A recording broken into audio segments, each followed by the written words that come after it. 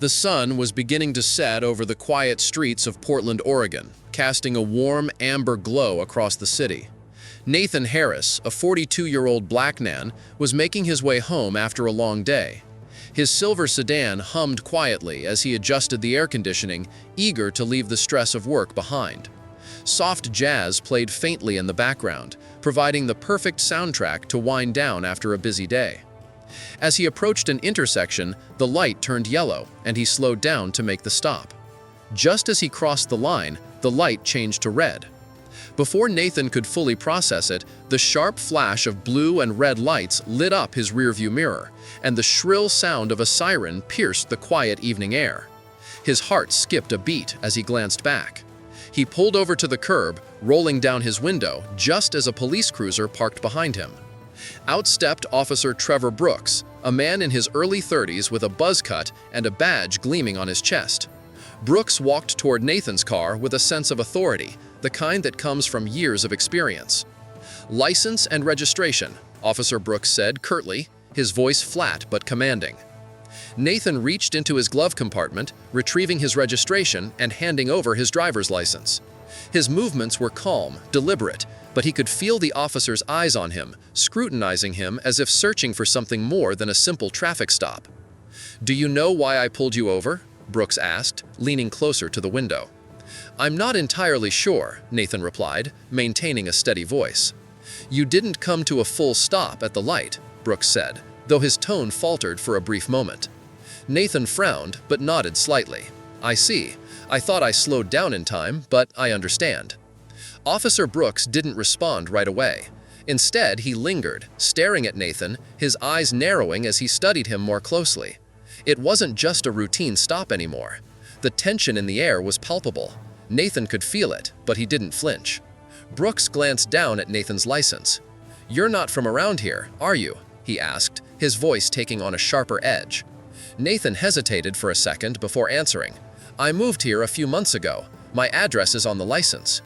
But Brooks wasn't really listening to the answer. His voice gained an accusatory tone. "Where were you headed in such a hurry?" he pressed. Nathan replied steadily, though the air seemed to shift as he spoke. The officer's suspicion wasn't about a simple violation anymore. There was something else brewing in his mind. Nathan felt it, the mounting tension, but he didn't let it show. Brooks leaned in closer, scrutinizing him. "You sure it's just home? No other places in mind?" His eyes were cold, assessing. Nathan didn't blink. "Just going home, officer. Nothing else," he said, his tone steady but resolute. Brooks took a step back, folding Nathan's documents with exaggerated slowness before tucking them into his chest pocket. He straightened up, a faint smirk on his face as if he had already made up his mind about Nathan. "Step out of the car," Officer Brooks ordered abruptly. Nathan's grip on the steering wheel tightened for just a moment, but his face remained calm. "Is there a specific reason for that, officer?" he asked, his voice still even. Brooks' lips twitched before he responded. "I asked you to step out of the car. Don't make this harder than it has to be." The unspoken threat hung in the air. Nathan exhaled slowly and opened the door, stepping out as instructed. As he did, Brooks sized him up, taking note of his stature, his tailored suit, and the confidence in his step. Nathan was taller than the officer, his posture more relaxed yet firm. Despite the outward appearance of professionalism, Brooks seemed determined to see something else. "Hands where I can see them," Brooks barked. Nathan complied, placing his hands on the roof of the car, his movements slow and deliberate. "Is there something specific you're looking for, officer?" he asked, a hint of cool curiosity in his voice. Brooks smirked, though it was faint. "Just routine. We've had some incidents around here," he said, his voice laced with suspicion. "You can never be too careful." Nathan locked eyes with him. "Incidents involving men in business suits driving sedans?" he asked, his voice hardening. "I'm simply asking a question." There was no defiance in Nathan's voice, only quiet firmness, and it unsettled the officer. Brooks leaned in closer, his expression sharpening. "You seem awfully familiar with how this works," Brooks said, narrowing his eyes. "You got something to hide?" Nathan let the silence stretch for a beat before replying. "No, officer. I just believe in being clear about the reasons for an interaction like this. Transparency, you know?" Brooks scoffed, but didn't respond. He took a few steps back, pacing in front of Nathan's car. The dynamic had shifted in a way he hadn't anticipated. Nathan wasn't reacting the way most people would. There was no fear, no fidgeting, just calm, collected composure that seemed to unsettle the officer more with each passing moment. "You seem pretty confident," Brooks muttered, almost to himself. "Like you think you know what's going to happen next." Nathan didn't take the bait. Instead, he tilted his head slightly. "Confidence isn't the issue here, officer. Respect is." For a brief moment, Officer Brooks froze. His smug expression faltered, replaced with something sharper, almost defensive. The words didn't come out right away. Nathan's calmness was throwing him off balance, and it was clear he didn't like it. Brooks stepped back, his frustration barely masked. He was used to controlling the situation, but with Nathan, it was different. Brooks reached for his holster, tapping it nervously, trying to regain control. "Turn around and place your hands on the hood of the car," Brooks ordered abruptly, his voice snapping. "I need to check for weapons." Nathan raised an eyebrow, the faintest hint of a smile curling at the corner of his lips. "Weapons?" he asked, incredulous but still calm. "Do I look like someone carrying a weapon?" Brooks' jaw clenched, his face reddening with frustration. He stepped closer, his tone now harsh. "I'm not going to ask you again." Nathan hesitated for only a moment. Then, without another word, he turned and placed his hands flat on the hood of his car. Brooks moved forward, patting him down quickly, his hands lingering a little longer than necessary. It wasn't just a routine search. It felt more like an assertion of power, a test. But Nathan didn't flinch, didn't stiffen, didn't react in any way. "You're clean," Brooks muttered begrudgingly, stepping back. "Of course I am," Nathan replied, his voice sharp. "Now, officer, if you're done." Brooks' lips parted, but he hesitated, his mind scrambling for control of the situation. He had expected a different outcome, one where he could maintain the upper hand. But Nathan's calm, composed demeanor had thrown him off balance in a way he didn't know how to deal with. The power dynamic was shifting, and it was becoming painfully clear that Brooks wasn't in control anymore. "You seem to know a lot about what I can and can't do," Brooks said, his voice rising slightly, his words spilling out in frustration. "Care to explain why?" Nathan folded his arms, his posture relaxed, despite the obvious tension in the air. He looked at Brooks, his expression steady, his eyes unwavering. "I've had my fair share of interactions with law enforcement," he said evenly. "Let's just say I've learned a lot over the years." Brooks' eyes narrowed, suspicion deepening. "That's so. You a lawyer or something?" he asked, his tone laced with mockery. Nathan smiled faintly, a slight shrug in his shoulders. "Or something," he replied, his answer deliberately vague. The ambiguity in his response only seemed to irritate Brooks further. The officer took a few steps closer, invading Nathan's personal space, his posture defensive. "You think you're smarter than me?" Brooks growled, stepping forward, his voice dropping to a low, dangerous tone. "I just believe in fairness, and so far, I'm not seeing much of it here." The words hung in the air, heavy with the weight of challenge. Nathan's expression didn't change. There was no anger, no defensiveness, just quiet resolve. He took a step forward, closing the gap between him and Brooks, his voice calm but piercing. "Fairness? You think fairness is what this is about?" Brooks said, stopping himself abruptly, the words hanging in the air like a lingering fog. The tension between them was palpable, thick, and oppressive. Nathan held his ground, his calmness unwavering. "I think you've made your assumptions about me before you even knew who I was," he said softly, "and that's the problem." Brooks stiffened, as if he had been struck. He looked at Nathan with a mixture of anger and realization, his jaw tightening. He had crossed a line, but in his mind, he couldn't bring himself to admit it. "You know what I mean, right?" Brooks muttered, his voice lacking the conviction it had just moments before. Nathan stepped forward, his eyes locked on Brooks. "I think I do," he said quietly, "and I think we both know this interaction stopped being about a traffic violation a long time ago." The words seemed to hit Brooks like a punch to the gut. His mouth opened to respond, but no words came out. For the first time, Brooks looked uncertain. The weight of his assumptions, his actions, the whole encounter was starting to crash down on him. He realized that he had been wrong about Nathan, that he had made decisions based on something deeper, something darker. Nathan didn't wait for Brooks to recover. Instead, he reached into his pocket, slowly, deliberately, his movements smooth and controlled. "I think it's time you know who I am," he said, his voice steady. Brooks' eyes darted to Nathan's hand, his hand twitching toward his holster instinctively. The air between them thickened, the tension almost unbearable.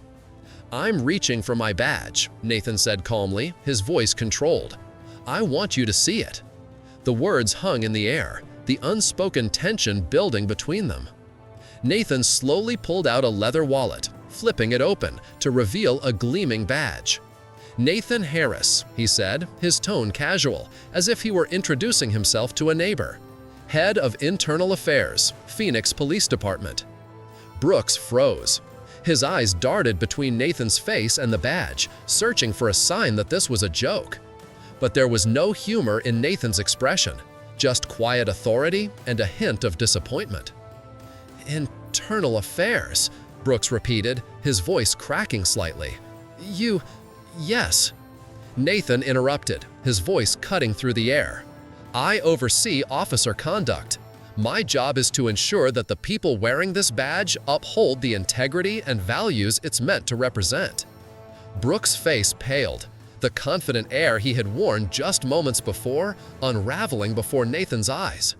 He took a step back, his hand dropping from his holster, as if the weight of his own authority had suddenly become too much for him to bear. Nathan stepped forward, closing the gap that Brooks had instinctively created between them. "Do you know what the most troubling part of this interaction has been, Officer Brooks?" Nathan asked, his voice calm but unyielding. Brooks didn't answer. He stood there, looking like a man who had just realized he had walked into quicksand and had no idea how to escape. "It's not the profiling," Nathan continued, his words slow and deliberate, "though that's bad enough. It's not the baseless escalation either. It's the fact that you've done all of this without even realizing who you were talking to." Nathan paused, letting the silence stretch before he spoke again. "You assumed that I wouldn't know my rights, that I wouldn't understand the laws you're sworn to uphold. And why? Because I didn't fit your idea of someone deserving respect." Brooks's shoulders sagged slightly. The weight of Nathan's words had landed squarely on him, and he couldn't escape the truth of it. He glanced down at the badge in Nathan's hand again, as if hoping it would disappear if he didn't look at it too closely. But it didn't. Nathan stepped back, giving Brooks a moment to process, but his voice didn't lose its edge. "Here's what's going to happen," Nathan said, his voice measured and steady. "You're going to step back, return my documents, and think very carefully about what you say next." Brooks's lips parted, but he hesitated. His hands trembled as he reached into his chest pocket, retrieving Nathan's license and registration.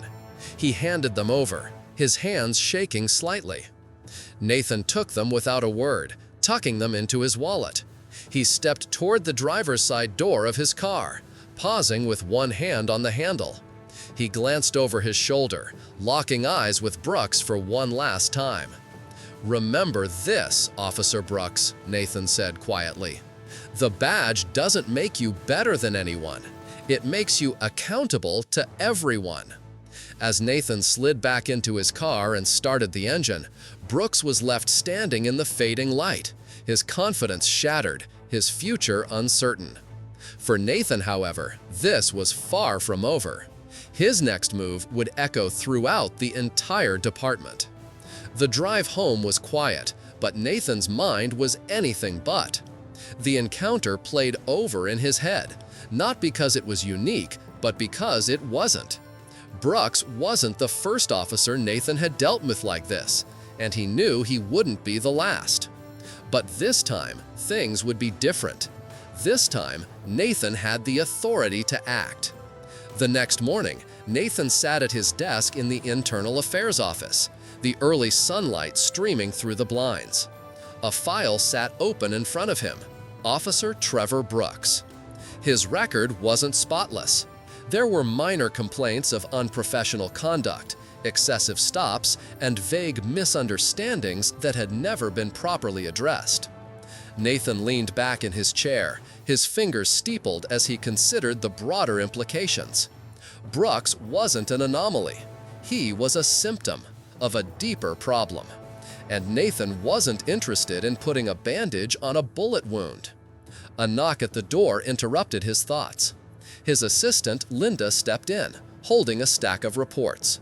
"Morning, Mr. Harris," she said, handing him the files. "I've got the summary of last month's misconduct cases. Also, Chief Daniels wanted to remind you about the department review next week." Nathan nodded, taking the files from her. "Thanks, Linda. Can you also schedule a meeting with Chief Daniels for this afternoon? There's something I need to discuss with him." Linda hesitated, sensing the weight in Nathan's tone.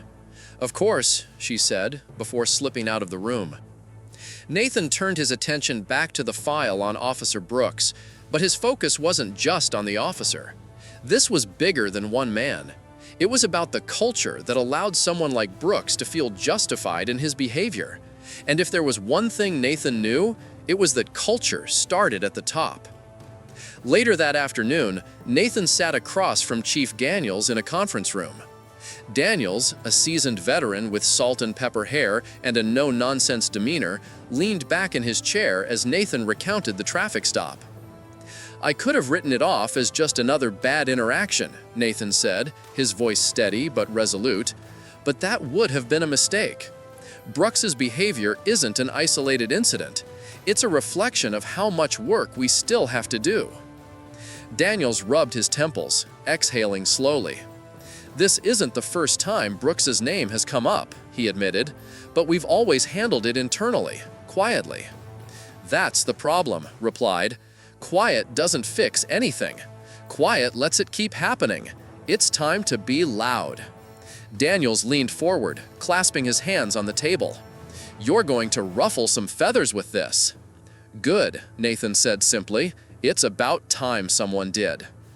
The following weeks were a whirlwind of meetings, interviews, and reports. Nathan worked tirelessly, compiling data, speaking with officers, and holding public forums to hear directly from the community. The Brooks incident became a catalyst for change, a turning point that forced the department to confront its flaws head-on. Brooks, for his part, faced an internal hearing. Nathan made no secret of his involvement, sitting across from the officer during the proceedings and watching as Brooks squirmed under the scrutiny.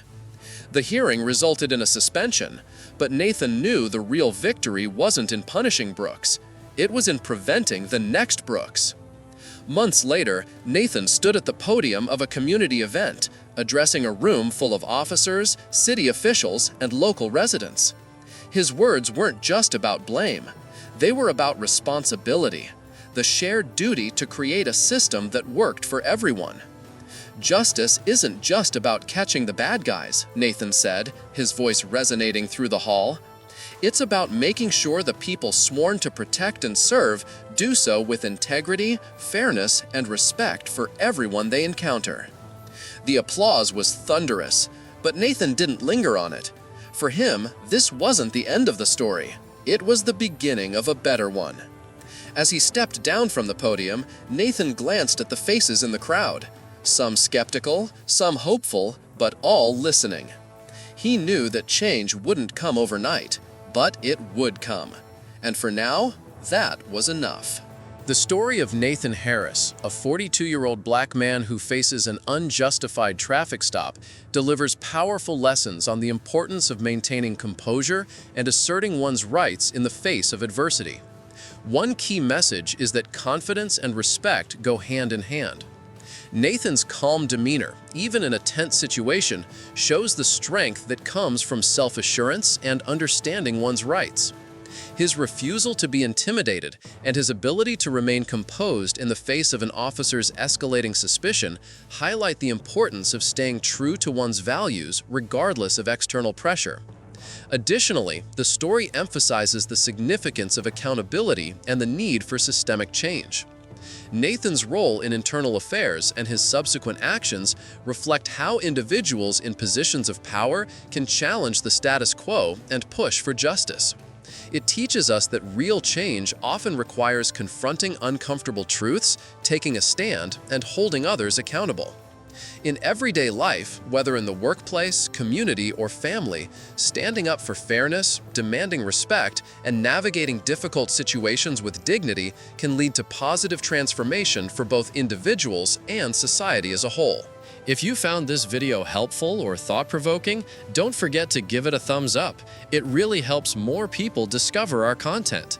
And if you haven't already, hit that subscribe button and turn on notifications so you never miss the latest updates from our channel. Thanks for watching. We will see you in the next videos.